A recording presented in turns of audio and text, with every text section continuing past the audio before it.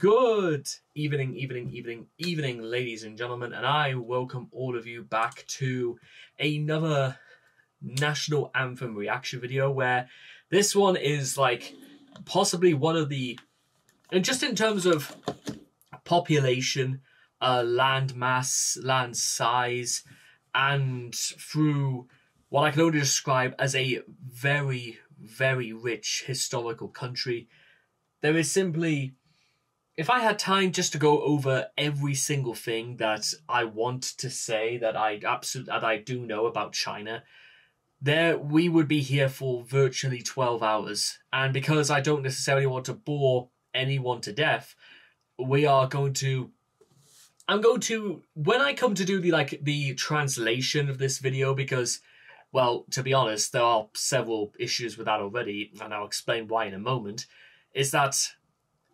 there are so many things to love about China, from its culture, its language which is sort of a problem when I'm trying to actually try to do like a translation for this, is do I want to translate into Mandarin or do I want to translate it into Cantonese? And they are very different, ladies and gentlemen, and it's, as you can probably imagine, it's going to serve something of an issue when we come to actually talk about it. Or if we talk about China's long-standing history of emperors, kingdoms, dynasties, food, geography, art, and trust me, ladies and gentlemen, there is so much to actually uncover and talk about, and also quite a lot of things that, yeah, probably are not particularly make great hearing, unfortunately. But I also like to imagine something very, very interesting, is the idea that probably it could be in the middle of Shanghai, it could be in the middle of Beijing, it could be in Sichuan at this very moment, that there could be people just like me all over China, probably at this very moment, just honest, hard-working individuals who just want to have their own fair share of the world, or at least their share of what they work for. And I know that when it comes to things like production and industriousness, China is almost unmatched, just based on population, based on very certain very economic ideas. Because wasn't it something that about 30 to 40 years ago, you were considered extremely lucky just to own a bicycle, let alone a car or even a motorcycle?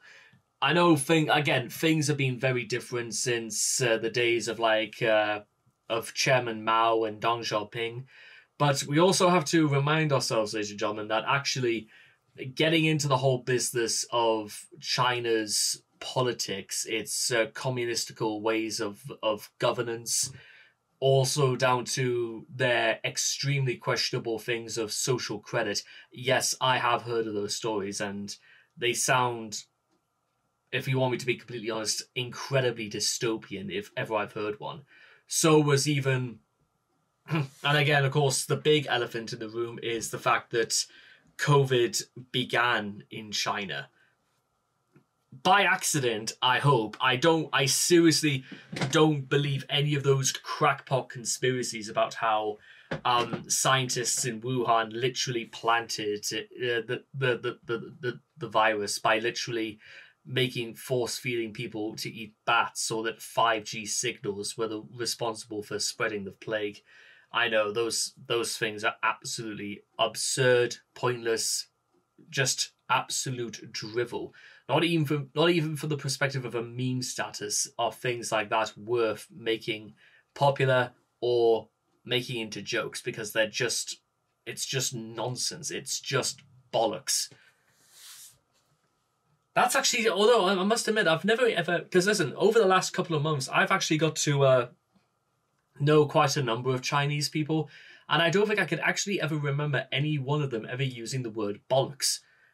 I don't know whether or not it's just because there isn't a literal translation in Mandarin or Cantonese, or whether it's just something. They're keen on using quite a number of different swears from my own observations. But what can you do, I suppose? Now, again, this is sort of like the problem with this. When we're covering a nation as huge and, well, just for something like China, I suppose the only thing I really can do at this point is just sort of get into their national anthem. And when I say blind, ladies and gentlemen, I am going into this incredibly blind. There's, like, no context as to what the national anthem is supposed to be. There's no context as to what choir or band is singing it. Virtually nothing outside of just what we're going to do. So just like when I try to do North Korea's national anthem, there's going to be some things I can maybe possibly guess, but guesswork is the sort of thing I try to avoid in these sorts of things. And with all that being said and done, please rise, ladies and gentlemen, for the national anthem of China.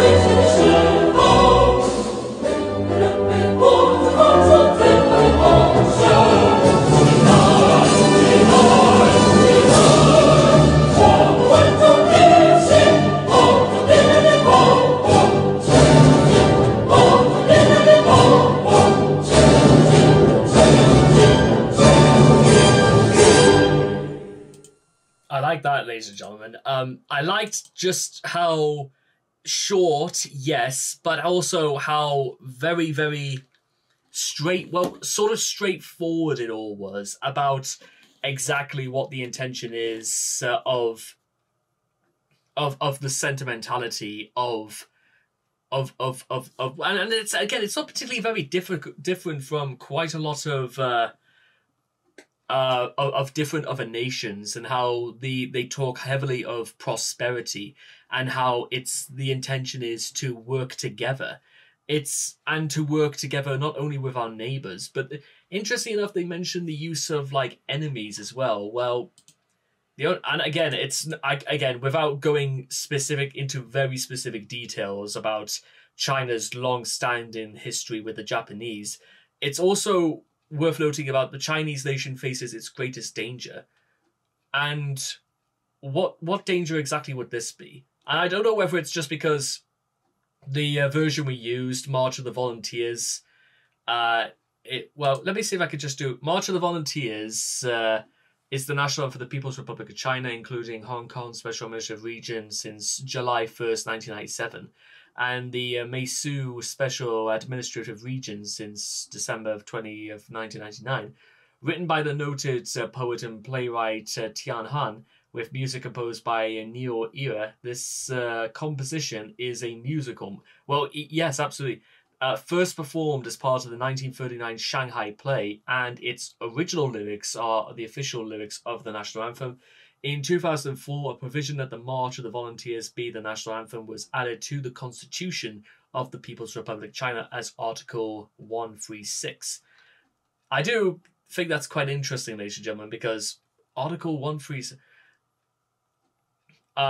what I was trying to get at is that it's not exactly written as one of the oldest national anthems. It's probably one of the more recent ones as well. And actually, the intention behind it is, again, very clear and pretty obvious for the world to see, is that it's one about possibly entering a new age, becoming greater, working together, sort of almost morals or ideas that are so encompassing and popular with the goings on of the 21st century. And there is something as well. Probably most foreigners don't know the Chinese anthem was not written for the communists. In fact, it was written several years before before the Communist Party ever existed. The composer and the poet wrote it in World War II, calling the fight against the Japanese invasion. Yeah, and you will find the song never truly carried any communist ideology in it. That's probably true, and again, that's why it's so important that I have to get these sorts of dates very, very specific, because yes, the history of conflict between the Chinese and the Japanese is, well, how best can I phrase it? Brutal, to say the least. Those two nations at probably throughout a large part of history, you could say whether through the Japanese's invasion of Manchuria during the early 20th century. So we're sort of talking about like 1906 or 1907. Because remember, this is during a period when getting into the politics and the histories of early 20th century conflict of East Asia is a minefield that you literally cannot get through. And I think I have to go a little bit deeper into these sorts of things next time. But just to get back on track, I do really like the whole thing about march on, arise, and march on. For each one, the urgent call for action comes forth. It is every man, every woman will face their destiny. What exactly it may be, we might never know, but there has got to be something that everybody must. It's telling the populace about finding a vocation in life, finding something to be devoted to, something, anything, and march, go to battle, because life is sometimes considered a bit of a battle, ladies and gentlemen, battling for knowing what you believe is right, believing what is the right thing to do.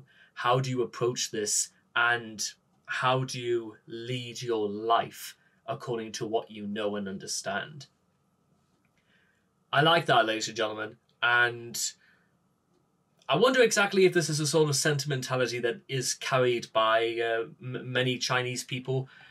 I wouldn't even... I'm not entirely sure if it's either here or there, but I want to say it's actually I was not quite prepared for this, but I like it quite a lot more than ever I thought I would.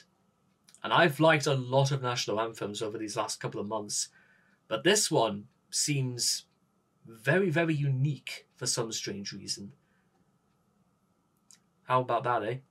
And then, of course, finally, just to end this off, when it comes to the translation of this video, the language as well might possibly be the most captivating aspect of China as a whole, because the Chinese language, Mandarin or Cantonese, it would be fantastic to learn such a language.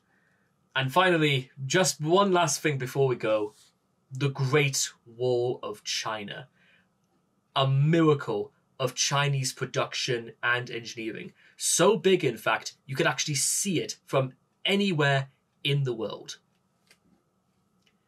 So anyway, I hope all of you guys have enjoyed March of the Volunteers, the national anthem of the People's Republic of China, and I cannot wait to see all of you guys again in the next video. Take care, and bye-bye for now.